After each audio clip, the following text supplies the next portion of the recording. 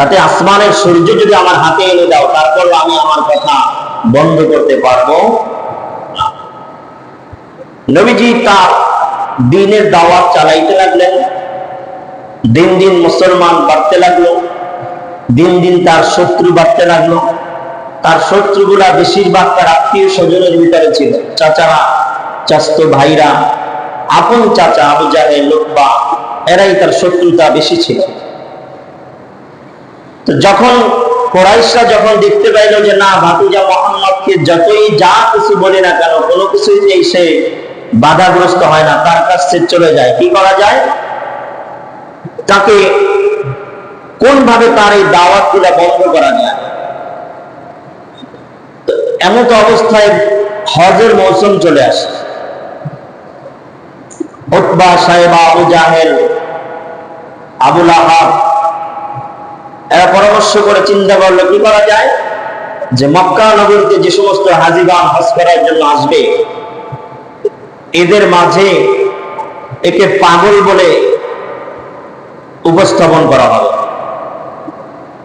আবু জাহেল বলে, পাগল বললে মানুষ আরো বেশি তার কাছে যাবে, দেখার জন্য যাবে। মোট কথা, নবীজির নামে মিথ্যা প্রচার সমাজের মধ্যে ছড়ায় দিতে হবে। মুহাম্মদ জাদুকর হিসাবে প্রচার করতে হবে। তো মানুষের তো একটা অভ্যাস আছেই, যেই জিনিসটার প্রতি নিষেধ করা হয় বেশি, সেটা আরো বেশি করে, বুঝলে বেশি। আমাকে যদি বলা হয় ওখানে পাগল আছে, দেখতে যাই না, পাগল ভয়ঙ্কর, আমি চেষ্টা করি একটু ফাঁক দিয়ে দেখার জন্য কত বড় ভয়ঙ্কর পাগল, নাকি বলে। তো মক্কা নগরীতে যে হাজিরা হজ করতে আসে, তাদের কর্ণকুহরে ওই কুরাইশবাসী কাফেররা তাদের কর্ণকুহরে পৌঁছায় দেয়, এখানে একজন ব্যক্তি আছে যে ভয়ঙ্কর পাগল, যার কথা শুনলে তুমি পাগল হয়ে যাবা, ইত্যাদি ইত্যাদি। তো যখন হাজী সাহেবরা হজ করতে আসে, তাদের কানে যখন এই কথা পৌঁছায় দেয়, তারা আরো বেশি আগ্রহ হয়ে যায়, কেমন পাগল এখানে একটু দেখে যায়, তারা একটু দুই চোখ দিয়ে দেখে যায়। একটা কথা আছে না, অপপ্রচারে আরো প্রচার বেশি হয়, ঠিক না বেশি। কেউ যদি অপপ্রচার করে মিথ্যা ভাবে, তাহলে আর প্রচার আর কি হয়, বেশি হয়। তো তার কাফেররা নবীজির নামে অপপ্রচার করে, দেখা গেল অপপ্রচারের মাধ্যমে নবীজির প্রচার আরো বাইরে গেল। এবার যারা হজ করতে আসে, নবীর চেহারা দেখা, সুরত দেখা, জবান দেখা, তার আকৃতি দেখা, ধাপে ধাপে মুসলমান হওয়া শুরু করে। সুবহানাল্লাহ। চেষ্টা করলে দাওয়াত বন্ধ করার জন্য, হয়ে গেল উল্টা, আবার বেশি মুসলমান হওয়া শুরু করে। আবু জাহেল, উতবা, সাইবা, যারা বড় বড় লিডার ছিল, সমস্ত লিডার দারুন নদওয়া বৈঠকখানায় বসেছে। এরে ভাতিজা মুহাম্মদ বাপদাদার ধর্মের বিরুদ্ধে কথা বলে, দাওয়াত দেয়।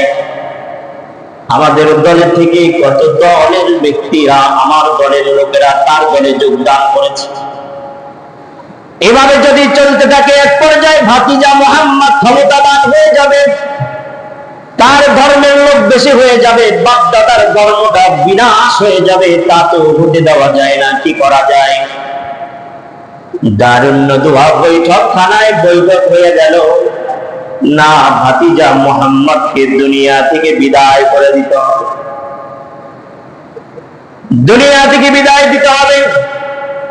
তার আগে আবু তালেব, নবীজির চাচা, যার অধীনে ছোট কাল থেকে তিনি লালন পালন হতেছিলেন, তার কাছে বিচার দিছে, আবু তালেব, তোমার ভাতিজাকে যদি নিষেধ না করো, তোমার ভাতিজাকে বলো তার বাপ দাদার ধর্মের বিরুদ্ধে কথা বলতে মানা করো, সে যা চাবে তাই দেওয়া হবে, বিনিময়ে সে ধর্মের বিরুদ্ধে কথা বলবে না।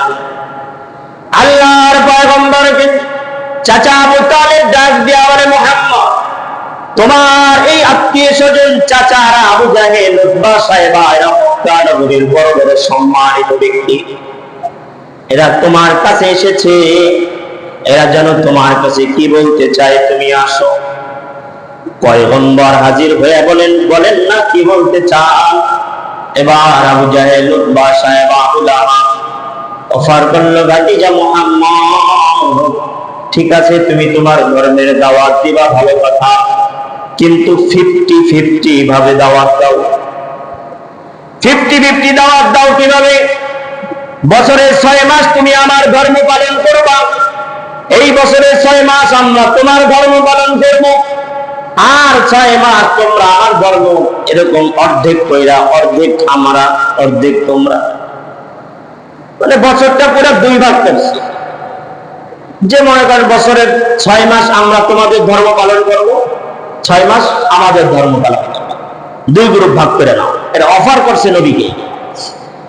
নবীজি ডাক দিয়া বলে, কুল ইয়া আইয়ুহাল কাফিরুন, হে কাফেরগণ, কাফেরবাসীগণ শুনে রাখো, লা আ'বুদু মা তা'বুদুন, তোমরা যেই ধর্মটাকে পালন করো ওই ধর্ম আমি পালন করব না, করি না। লা আ'বুদু মা তা'বুদুন ওয়া লা আনতুম আ'বিদুনা মা আ'বুদ, এবং আমি যেই ধর্মকে পালন করি, করতে চাই, এই ধর্মটাকেও তোমরা পালন করো না। ওয়ালা আনা আ'বিদুম মা আ'বাদতুম, ভবিষ্যতেও আমি তোমার ধর্মকে পালন করব না, যেটা আমি পালন করি। যেটা তোমরা পালন করো সেটা ভবিষ্যতে আমি পালনও করব না। কাফেরদের বলতেছে, ওয়ালা আনা আ'বিদুম মা আ'বাদতুম, ভবিষ্যতেও আমি তোমাদের ওই ধর্ম পালন করব না যেটা তোমরা পালন করো। ওয়ালা আনতুম আ'বিদুনা মা আ'বুদ, এবং ভবিষ্যতেও তোমরা আমারটাও পালন করবে না যেটা আমি পালন করি। তারা চুক্তি দিল যে 50-50 ধর্ম পালন করবে, অর্ধেক বছর তোমরা আমারটা পালন করো, তোমারটা আমরা পালন করি। নবীজি উত্তর দিল, কাফেরগণ, না, তোমরা যে ধর্ম পালন করো এটা আমি করি না, আমি যেটা পালন করি সেটা তোমরা করো না, এবং তোমরা যেটা পালন করো সেটা আমি ভবিষ্যতেও করব না, এবং আমি যেটা পালন করি সেটা তোমরাও করবে না। এরপর আল্লাহ তাআলা বলেন, লাকুম দীনুকুম ওয়ালিয়া দীন, এরপর এই আয়াত নাজিল হয়, লাকুম দীনুকুম ওয়ালিয়া দীন, তুমি তোমার ধর্ম পালন করো, আমি আমার ধর্ম পালন করি। এই হলো আসল ঘটনা, যে যার যার ধর্ম সে পালন করে। আর এই ঘটনাকে সবাই লাগায় দেয় কি, পূজার সময় আসতে ধর্ম যার যার উৎসব, সবার নাউজুবিল্লাহ গান। আল্লাহ তাআলা এই ঘটনাকে কেন্দ্র করে এই আয়াত নাযিল করছে, যে নবীজির সামনে কাফেররা উপস্থাপন করছে যে তোমরা আমার ধর্ম অর্ধেক পালন করো, আমি তোমাদের পালন করি। নবীজি তাদের উত্তরে শেষ পর্যায়ে বলে দিলেন, লাকুম দীনুকুম ওয়ালিয়া দীন, না, আমার ধর্ম যেরকম তোমরা পালন করবে না, তোমার ধর্ম আমি পালন করবো না, তার থেকে ভালো লাকুম দীনুকুম ওয়ালিয়া দীন, তুমি তোমার ধর্ম পালন করো, আমি আমার ধর্ম পালন করব। সুবহানাল্লাহ। এখান থেকে আসছে এ কথা বলে দিলেন কাফেরদের। এবার যখন তার কাছ থেকে চলে গেলেন, এবার আরো ক্ষিপ্ত হয়ে গেল, এত সুন্দর অফার দিলাম, এরপরও ভাতিজা মানলো না, কি করা যায়? আরো গভীর ষড়যন্ত্র শুরু করে দিল, যে এদের ভাতিজা মুহাম্মদকে দুনিয়ায় রাখলে সে তো আরো বেশি বিস্তার করবে, ধর্ম প্রচার করবে, তার ফল বাড়ি করে দেবে। আবু তালেব, নবীজির চাচা আবু তালেব, বনু হাশিম এবং বনু মুত্তালিব, দুইটা গোত্রকে একত্রিত ডাক দিয়া বলে, বনু হাশিম, বনু আব্দুল মুত্তালিব, শোনো, আমাদের ভাতিজা মুহাম্মদ সে আমার বংশের লোক, আমার গোত্রের লোক। ওই যে আবু জাহেল, উতবা, সাইবা, বড় বড় কাফেররা, এরা চেষ্টা করতেছে আমার ভাতিজা মুহাম্মদকে দুনিয়া থেকে বিদায় দেওয়ার জন্য। আমার গোত্র থেকে যদি আমার ভাতিজাকে ধ্বংস করে দেয়, আমার গোত্রের বদনাম হয়ে যাবে, আমাদের মান সম্মান চলে যাবে। তার থেকে ভালো আমি জীবদ্দশায় যতদিন জীবিত থাকবো ততদিন পর্যন্ত একটা ফুলের টোকা যেন আমার ভাতিজার গায়ে কেউ না দিতে পারে, এই জন্য তোমরা দুইটা গোত্র একত্রে প্রস্তুত থাকো। সুবহানাল্লাহ। সব থেকে বড় বংশ বনু হাশিম এবং বনু আব্দুল মুত্তালিব, এই দুইটা গোত্রকে ডাকছে আবু তালেব, নবীজির চাচা। ডাইকে বলতেছে, তোমরা সতর্ক থাকো, ওরা যদি কখনো আমার ভাতিজার উপর আক্রমণ করার চেষ্টা করে তোমরা প্রতিহত করবা। যখন এরকম দেখলো যে দুইটা গোত্র একত্রিত হয়ে পরামর্শ করছে যে না, ভাতিজাকে শেষ করতে দিবে না, তখন আবু জাহেল, উতবা, সাইবা, তারা সবাই মিলে, অন্যান্য গোত্র মিলে সিদ্ধান্ত নিল কি, এই গোত্র দুইটার সাথে সব ধরনের সম্পর্ক ছিন্ন করে দাও। কি সম্পর্ক? এদের সাথে মেয়ে ছেলে বিবাহ হবে না, এদের সাথে বংশ ব্যবসা বাণিজ্য করা যাবে না, মানে সব ধরনের সুবিধা অসুবিধা সবকিছু বঞ্চিত করবে। 3 বছর নবীজিকে, 3টা বছর এই বনু হাশিম এবং বনু আব্দুল মুত্তালিব, এই 2টা গোত্রকে 3টা বছর জেলখানার মধ্যে আটকে রাখছে আবু জাহেল, নাউজুবিল্লাহ। 3 বছর নবীজিকে, নবীজির বংশ, নবীজির চাচারা আব্দে মানাফ, আব্দুল মুত্তালিব এবং বনু হাশিম, এই 2টা গোত্রকে আবু জাহেল, উতবা, সাইবা, বড় বড় লিডাররা এই গোত্র 2টাকে এমন ভাবে আঁকড়াও করে রাখছে, 3 বছরে তাদের সাথে কেউ যোগাযোগ করতে পারে না, তাদের সাথে ব্যবসা বাণিজ্য করতে পারে না, খাবার দাবারের সুবিধা, সুযোগ সুবিধা সবকিছু বন্ধ করে দিচ্ছে। 3টা বছর অনেক কষ্টের জীবন যাপন করছে। 3 বছর যখন বন্দী জীবন নবীজি কাটাইলেন, এই 3 বছরের ভিতরে তারা কাবা গিলাফের সামনে লিখে দিল যে 3 বছরের মধ্যে এখন পর্যন্ত তারা মুহাম্মদকে আমাদের হাতে তুলে দেয় নাই। শর্ত দিছে, যদি মুহাম্মদকে আমাদের হাতে তুলে দাও তাহলে তোমাদের সাথে সবকিছু আবার সচল থাকবে, আর যদি না দাও তাহলে এভাবেই থাকবে। এবার বনু হাশিম এবং আব্দুল মুত্তালিব এই 2 গোত্র বলে যে না, আমাদের জীবনের বিনিময় হইল ভাতিজাকে তোমাদের হাতে তুলে দিতে পারবো না, দেয় নাই। কিন্তু 3 বছর হয়ে গেছে, কিন্তু নবীজিরাও নরম হচ্ছে না, আর ওরাও কোনো কথা বলে না। এবার দেখা যায় কাফের ভিতরে চোরাচুরি লাগছে। 3 বছর হয়ে গেল, তারা নত হইতেছে না, আমাদের ব্যবসা বাণিজ্য লস হয়ে যাচ্ছে, আমাদের এই সন্ধি বন্ধ করে দাও, ছেড়ে গেল, আবার ব্যবসা বাণিজ্য চালু করো। এরপর আল্লাহ তাআলা থেকে একটা মুজিজা হয়ে গেছে। কি মুজিজা? আল্লাহর পয়গম্বর আবু তালেবকে ডাক দিয়ে বলে, চাচা যায় দেখেন কাবার গিলাফে যেই সন্ধিটা লিখে রাখছিল, ও চাচা যায় বলেন, আবু জাহেল, উতবা, সাহেবাকে বলেন, ওই সন্ধির ভিতরে যেই লেখাগুলা লেখা ছিল শুধুমাত্র বিসমিহি তাআলা ব্যতীত আর যত লেখা আছে সমস্ত লেখাগুলা ওই পোকাতে খেয়ে ফেলছে। সুবহানাল্লাহ। আবু তালেব আবু জাহেলকে ডাক দিয়ে বলে, আবু জাহেল, আমার ভাতিজা মুহাম্মদ বলেছে তোমরা কাবা গিলাফের সামনে যে কাগজটা লিখে রেখেছো, যে সন্ধি লিখে রেখেছো, ওটা বিসমিহি তাআলা ব্যতীত যত লেখা ছিল সমস্ত লেখা ওই পোকায় খেয়ে ফেলছে। আবু জাহেল বলে, তাই নাকি? বলে, এটা মিথ্যা কথা। আবু তালেব ডাক দিয়া বলে, আমার ভাতিজা যদি মিথ্যা কথা যদি বলে থাকে, আমি বললাম আমার ভাতিজা মুহাম্মদকে তোমাদের হাতে তুলে দিব, আর যদি সত্য কথা বলে থাকে তাহলে তোমরা আমাদেরকে বন্দী জীবন থেকে মুক্তি দিয়া দিবা। শর্ত দিয়ে দিছে। আর আবু তালেব একজন নেতৃস্থানের মানুষ, সে যেহেতু এই কথা বলছেন, আবু জাহেল মেনে নিল, ঠিক আছে, যদি সত্য হয় তাহলে আমরা মুক্তি দিয়ে দেবো। যে ঠিক কাবা গৃহে যে দেওয়ালের ভিতরে যেটা লেখা ছিল বিসমিহি তাআলা, এই সত্যটুকু ব্যতীত বাকি যতগুলো লেখা ছিল সব ওই পোকায় খাইয়ে ফেলছে। সুবহানাল্লাহ। এবার যেহেতু ওয়াদা করে ফেলছে, মুক্ত স্বাধীন করে দিচ্ছে। কিন্তু এই 3 বছরের ভিতরে যেহেতু ঠিকমতো খাবার খাইতে পারতেন না, ঠিকমতো পানি ব্যবহার করতে পারতেন না, খুব কষ্ট দিয়েছে। এই 3 বছরের ভিতরে আবু তালেব এবং নবীজির স্ত্রী আমাদের আম্মা জান খাদিজাতুল কুবরা রাদিয়াল্লাহু তাআলা আনহা আরো বেশি দুর্বল হয়ে গেছে, না খাইতে না খাইতে অসুস্থ হয়ে গেছে। আবু তালেব এতটা অসুস্থ হয়ে গেলেন, আরবের সমস্ত বড় বড় কাফেররা দেখতেছে আবু জাহেল এত পরিমাণ অসুস্থ হয়ে গেছে, দুনিয়া থেকে বিদায় নিয়ে নিবে। সবাই চিন্তা করলো, আবু তালেব যদি দুনিয়া থেকে বিদায় নেওয়ার পরে যদি মুহাম্মদকে শেষ করে, তাহলে সমস্ত আরববাসী বলবে আবু তালেব দুনিয়া থেকে বিদায় হওয়ার পর মুহাম্মদকে শেষ করছে, তার মানে হলো আবু তালেবকে তারা ভয় পাইতো। আবু তালেবের ভয়ে মুহাম্মদকে শেষ করতে পারে নাই, তার থেকে দরকার নাই আবু তালেব দুনিয়ায় থাকা অবস্থায় মুহাম্মদকে শেষ করে দিই। আবার যদি এখন যাই, মানুষে বলবে আবু তালেব অসুস্থ হয়ে গেছে, তার অসুস্থতার সুযোগ নিয়ে তার ভাতিজাকে ধ্বংস করতে চায়। এরকম কাফেরদের মধ্যে আলোচনা সমালোচনা শুরু হয়ে গেছে। আবু তালেব অসুস্থ, মৃত্যু সজ্জায়, কি করা যায়? আমরা মানুষ যখন অসুস্থ হয়ে যায় মানুষকে দেখতে যাই না আমরা?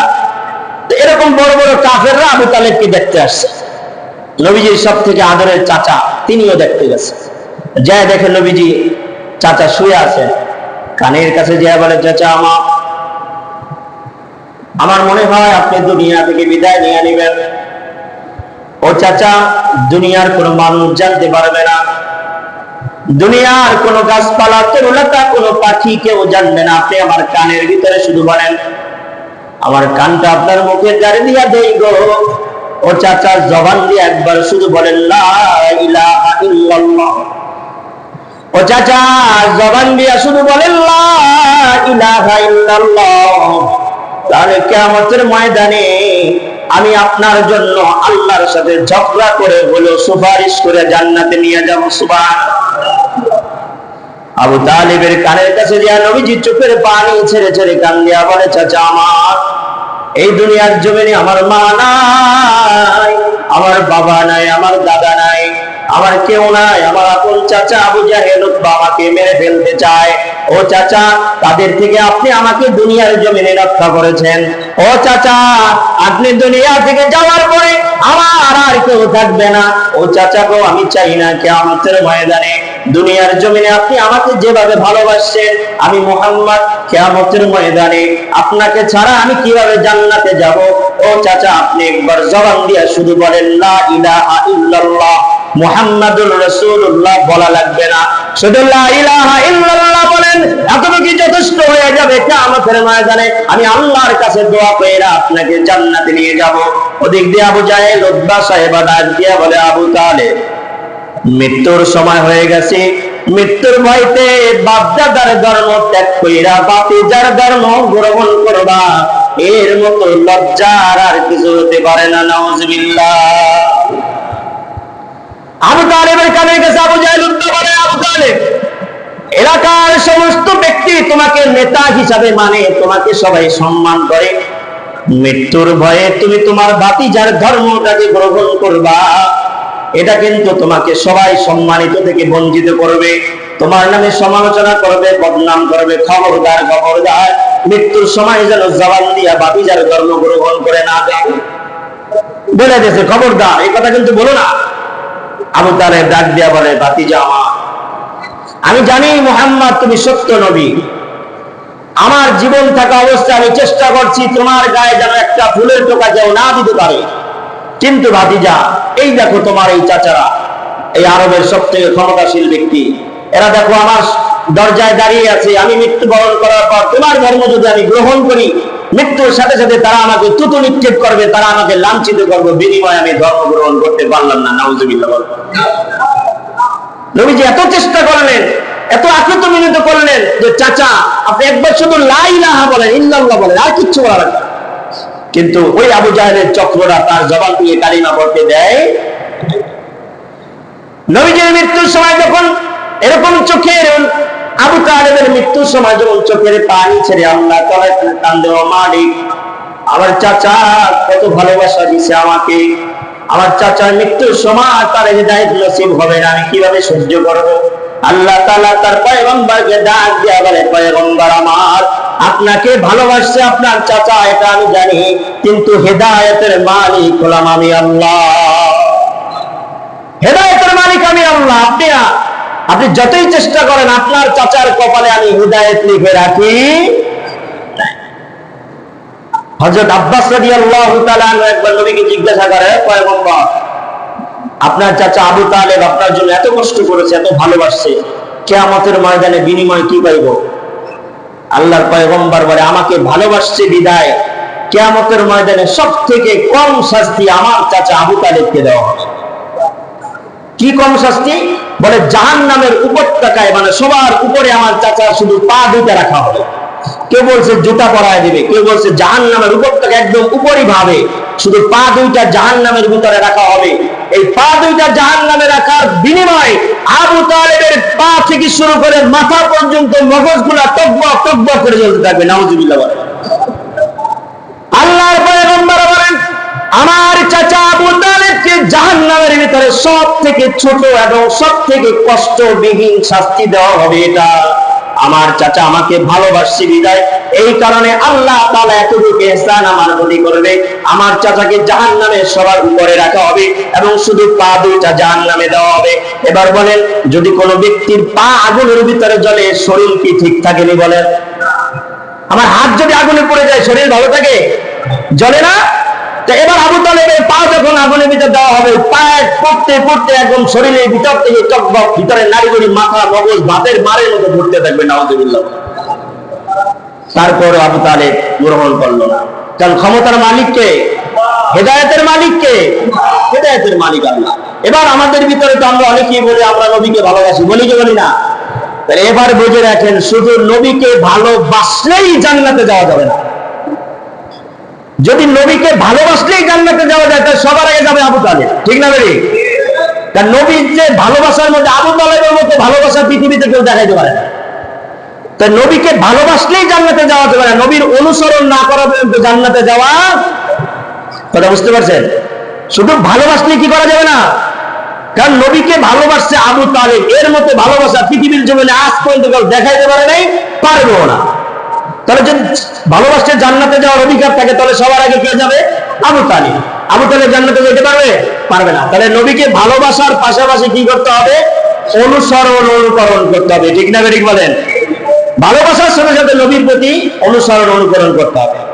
সম্মানিত মুসল্লিয়ান ইকরাম, আল্লাহর পয়গম্বরের চাচা দুনিয়া থেকে বিদায় নেওয়ার 2 থেকে 3 মাস পরে তার আরো একটি কষ্টের বেদনা চলে আসলো। তার সবথেকে কলিজার টুকরা স্ত্রী আম্মাজান খাদিজাতুল কুবরা রাদিয়াল্লাহু তাআলা, নবীজির চাচা দুনিয়া থেকে বিদায় হওয়ার 2 থেকে 3 মাস পরে তিনি অসুস্থ হয়ে গেলেন।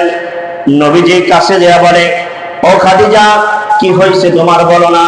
খাদিজা ডাক দিয়া বলে, প্রাণের স্বামী আমার মনে হয় আমি আর দুনিয়ার জমিনে বেঁচে থাকবো না।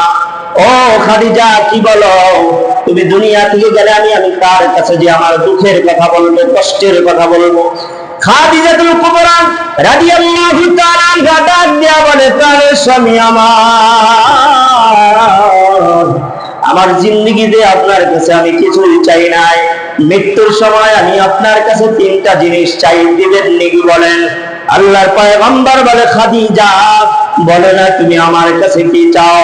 খাদিজাতুল কুবরা রাদিয়াল্লাহু তাআলা ডাক দিয়া বলে, স্বামী আমার মৃত্যুর পরে আমার শরীরের মধ্যে যেই কাফনের কাপড়টা আপনি পরাবেন, ও স্বামী আমি আপনার গায়ের একটি জুব্বা সুন্দর করে ধৌত কইরা রেখে দিছি। ও স্বামী আমার মৃত্যুর পরে আপনার ওই গায়ের জুব্বা দিয়া কাফনের কাপড় দিবেন। সুবহানাল্লাহ। 2 নম্বরে স্বামী আমার কবরটা যখন খনন করা হবে, ওই কবরের ভিতরে আমাকে শোয়ানোর আগে, যখন আমাকে মাটির ভিতরে শোয়া দিবেন, ওই মাটির ভিতরে শোয়ানোর আগে ও পয়গম্বর আপনি একবার আপনার পিঠ মোবারক আমার কবরের ভিতরে শোয়া দিবেন। সুবহানাল্লাহ। 3 নম্বর নবী সবাই যখন আমাকে মাটি দিয়া চলে যাবে, ও স্বামী সবাই যখন মাটি দিয়া চলে যাবে, আপনি আমার কবরের পাশ থেকে যাইতে পারবেন না যতক্ষণ পর্যন্ত মুনকার নাকির ফেরেশতা আমার সওয়াল জবাব না নেওয়ার জন্য আসবে। ও নবী প্রাণের স্বামী মুনকার নাকিরের সওয়ালের জবাব আপনি কবরের পাশ থেকে দিয়া তারপরে আসবেন। সুবহানাল্লাহ। পয়গম্বর ডাক দিয়া বলে, খাদিজা জুব্বা পরলে তোমার কি লাভ হবে? খাদিজাতুল কুবরা রাদিয়াল্লাহু তাআলা ডাক দিয়া বলে, স্বামী আমার জন্য যদি জাহান্নাম রেডি হয়ে যায়, আমার জন্য যদি জাহান্নামের কথা হয়ে যায়, আমার গায়ে যখন দেখবে সরওয়ারে দু আলম নবী সাইয়্যিদুল মুরসালিন রাহমাতুল লিল আলামিনের পরিহিত জুব্বা খাদিজার গায়ে কাফনের কাপড় হিসাবে ব্যবহার হয়েছে, জাহান্নামের আগুন আমি খাদিজাকে জ্বালাইতে পারবে না। সুবহানাল্লাহ। পয়গম্বর মাটিতে শোয়ার কথা কেন বললাম? যেই মাটির ভিতরে আপনার শরীরের দেহের অংশ মাটির মধ্যে লেগে গেছে, ওই মাটি যদি আমার প্রতি রাগান্বিত হয়, মাটির কোনোদিন সাহস হবে না, ওই মাটি আমাকে চাপ দিয়া ধ্বংস করে দিবে। সুবহানাল্লাহ। উম্মুল মুমিনিন খাদিজাতুল কুবরা রাদিয়াল্লাহু তাআলা আনহা জামানার সর্বপ্রথম মুসলমান মহিলা, তার জবান থেকে মৃত্যুর সময় এই কথা বলেন। সম্মানিত মুসল্লিয়ান ইকরাম, খাদিজাতুল কুবরা নবীজির অর্ধ জীবনের সাথী, তার মৃত্যুর সময় নবীর কাছে এই 3টা ওসিয়ত করলেন। আল্লাহর পয়গম্বর বলে, আমার প্রাণের স্ত্রী যাও, তোমার মৃত্যুর পরে আমি তোমার এই 3টা ওসিয়ত আমি পূর্ণ করে দিব। সুবহানাল্লাহ। মৃত্যু হয়ে গেল, নবীজির জুব্বা দিয়া খাদিজাকে কাফন করাইলেন। নবীজি কবর খনন করে তিনি নিজে শয়ন করলেন। এবার মাটি দিয়া যখন সমস্ত সাহাবীরা চলে আসছে নবীজি খাদিজার কবরের পাশে বৈশা চোখের পানি ছেড়ে কাঁদল। ঘন্টার পর ঘন্টা চলে যায়, মুনকার নাকির হাজির হয় না। আল্লাহ রাব্বুল আলামিন জিবরাইলকে পাঠায় দিয়েছে, জিবরাইল বর্ণনা, আমার বন্ধু কেন তার স্ত্রীর কবরের পাশে বসে আছে? জিবরাইল এসে ডাক দিয়া বলে, পয়গম্বর আপনি কেন খাদিজার কবরের পাশে বসে আছেন? পয়গম্বর ডাক দিয়া বলে, আমার প্রাণের স্ত্রীর সাথে আমি ওয়াদা করেছি মুনকার নাকির সওয়ালের জবাব আমি দিব। জিবরাইল ডাক দিয়া বলে, নবী গো চলে যান, বাড়িতে চলে যান, আপনার স্ত্রীর মুনকার নাকির সওয়ালের জবাব স্বয়ং আল্লাহ দিয়া দিছে। সুবহানাল্লাহ, আল্লাহ তাআলা সওয়ালের জবাব দিয়েছে। এত বড় ঈমানওয়ালা যিনি ইসলামের ধর্মে সর্বপ্রথম মুসলমান ছিলেন, তার মৃত্যুর সময় ঘটনে মুসাল্লিয়ান ইকরাম, আমরা নবীর সিরাত নিয়ে আলোচনা করতেছি। এটা নবীজির নবুয়তের 10ম বছর হযরত খাদিজাতুল কুবরা এবং তার চাচা আবু তালেব দুনিয়া থেকে বিদায় নেয়। সম্মানিত মুসাল্লিয়ান ইকরাম, আমরা আগামী জুমা ইনশাআল্লাহ এর পর থেকে আলোচনা করব ইনশাআল্লাহ। আল্লাহ তাআলা আমাদের আমল করার তৌফিক দান করুন, বলেন আমিন। ওয়া আলহামদুলিল্লাহি রাব্বিল আলামিন।